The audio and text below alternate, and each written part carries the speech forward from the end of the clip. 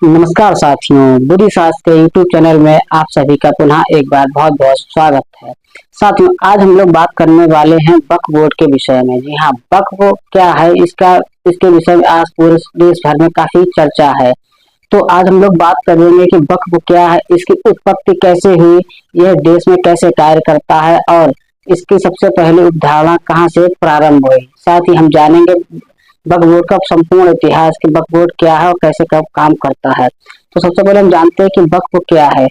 वक्फ वह वक्फ एक अरबी भाषा का शब्द है जिसका कि अर्थ यह होता है कि जो व्यक्ति इस्लाम को मानने वाले होते हैं या जो इस्लाम को में मानने वाले मुस्लिम लोग होते हैं, वह अपनी जो संपत्ति दान में दे देते हैं, वह संपत्ति वक्फ कहलाती है। यह संपत्ति चल व अचल दोनों प्रकार की होती है और ऐसी संपत्ति यदि मुस्लिम जब एक बार वक्फ को दान कर देते हैं तो ऐसी संपत्ति गैर हस्तांतरित हो जाती है। कहने का तात्पर्य यह है कि यदि कोई मुस्लिम व्यक्ति अपनी संपत्ति को वक्फ को दान कर देता है तो उस संपत्ति को वह दोबारा से प्राप्त नहीं कर सकता है। अब बात करते हैं कि वक्फ बोर्ड क्या है और यह क्या कार्य करता है। तो जो संपत्ति मुस्लिम्स के द्वारा दान में दी जाती है, उस संपत्ति का रख रखाव, उसके प्रबंधन की देख रेख की सारी जिम्मेदारी वक्फ बोर्ड की होती है। यह मुस्लिमों को से जो प्राप्त धन होता है, वह संपत्तियां प्राप्त होती, उससे कब्रिस्तान, मस्जिद, अस्पताल, शिक्षा एवं अन्य जो भी आवश्यक बसेरे जो कि ठहरने के मुस्लिमों के स्थान होते हैं, इन सब की जिम्मेदारी यह वक्फ बोर्ड उठाता है। साथ ही उसमें जो भी मुस्लिम समाज में जो भी जरूरत की चीजें होती है, उनकी उपलब्धता भी यह मुस्लिम वक्फ बोर्ड करवाता है। अब बात ये करते हैं कि वक्फ बोर्ड में की अवधारणा कैसे, इसकी उत्पत्ति कहाँ से हुई। तो कहा यह जाता है, इस्लामी विद्वान बताते हैं कि 570 ईस्वी में जब पैगंबर मोहम्मद का जन्म हुआ तो उनके जन्म के करीब करीब कुछ वर्षों के पश्चात, लगभग 30 से 40 वर्षों के पश्चात, जब वह मक्का से मदीना की ओर प्रस्थान किए तो वहां पर गरीबी काफी हालत में थी। तो जब गरीबी काफी हालत में थी और वहां के लोग दोयम दर्जे की जिंदगी जी रहे थे, वह भूख प्यास से काफी परेशान थे। तो ऐसे जो गरीब लोग थे, उनको उनके अच्छे भरण पोषण व उसकी देख रेख करने के लिए एक मुस्लिम व्यापारी के द्वारा अपने 600 खजूर के पेड़ों को दान में दिया गया। तो ये माना जाता है कि दान की वक्त में दान की जो व्यवस्था है वो सबसे पहले वहीं से प्रारंभ हुई। इसके पश्चात सन 1206 से लेकर के 1526 ईस्वी तक भारत में इस वक्फ के दान की प्रथा यहाँ से प्रारंभ होती कि जब 1206 से लेकर 1526 के समय में दिल्ली में मुगलिया शासन काल चल रहा था, तो ऐसी स्थिति में भारत में जो शासक थे सैयद मुईनुद्दीन सैयबनी, जिन्होंने मुल्तान में जामा मस्जिद जो थी वहां पर 2 गांव को दान में दिया था। तो कहा जाता है कि भारत में दान की जो वक्फ को दान देने की प्रथा यहीं से आरंभ हुई।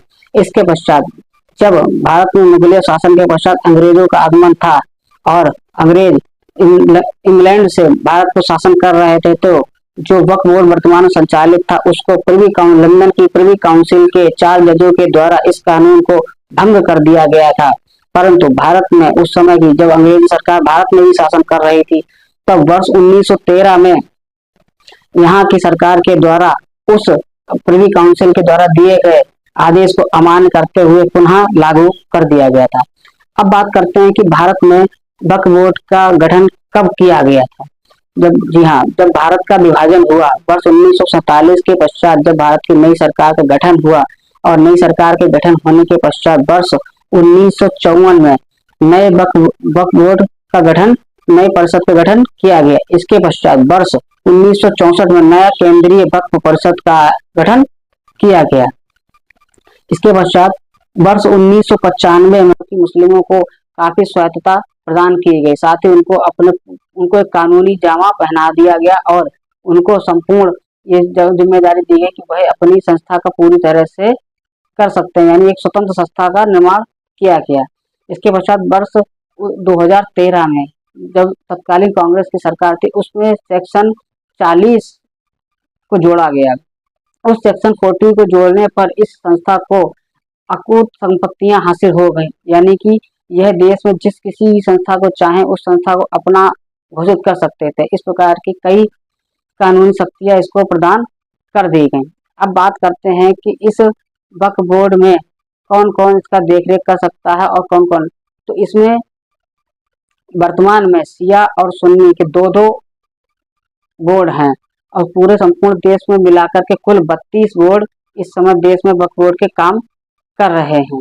इसके पश्चात कहा यह जाता है कि देश में सेना और रेलवे के पश्चात यदि किसी को सबसे ज्यादा संपत्ति है तो वह वक्फ बोर्ड के पास में है। तो ऐसा क्यों है कि भारत में, जो कि एक हिंदुओं का देश है और काफी पुराना, यहाँ पर इसके पश्चात भी यहाँ के मंदिर व मस्जिद मठ उनके पास उतनी संपत्तियां नहीं है, परंतु इसके पश्चात यहाँ के जो वक्फ बोर्ड है उसके पास इतनी ज्यादा संपत्ति कैसे है।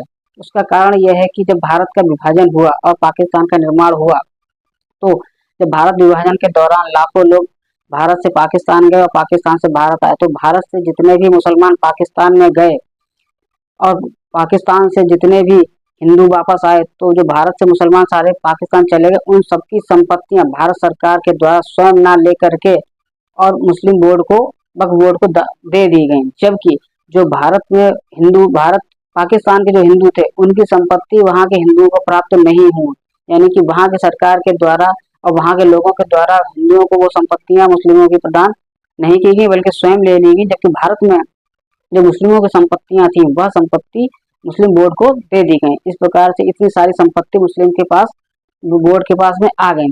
अब बात करते हैं कि इतनी संपत्ति कैसे, कहा है मीडिया रिपोर्ट का अनुसार ये कहा जाता है कि वर्तमान में आज की तारीख में इस बोर्ड के पास में करीब करीब 9.5 लाख करोड़ की संपत्ति, 9.5 लाख एकड़ संपत्ति के बारे में बताया जाता है, जिसकी कुल कीमत 1.2 लाख करोड़ रुपए आंकी गई है। जबकि वर्ष 2009 तक इसमें सिर्फ और सिर्फ 4.5 लाख एकड़ संपत्ति की ही बात कही गई थी, यानी कि वर्ष 2009 से लेकर के और 2024 से 15 वर्षों में वक्फ बोर्ड के पास में 9.5 लाख करोड़ की संपत्ति, 9.5 लाख एकड़ संपत्ति का बात बताई गई है।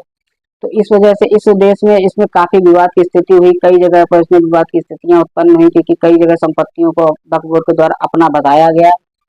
इसकी वजह से दिक्कतें का सामना करना पड़ा।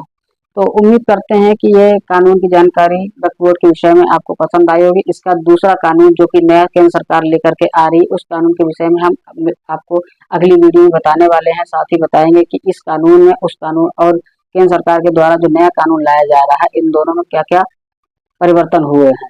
तो मिलते हैं अगली वीडियो में, तब तक के लिए नमस्कार।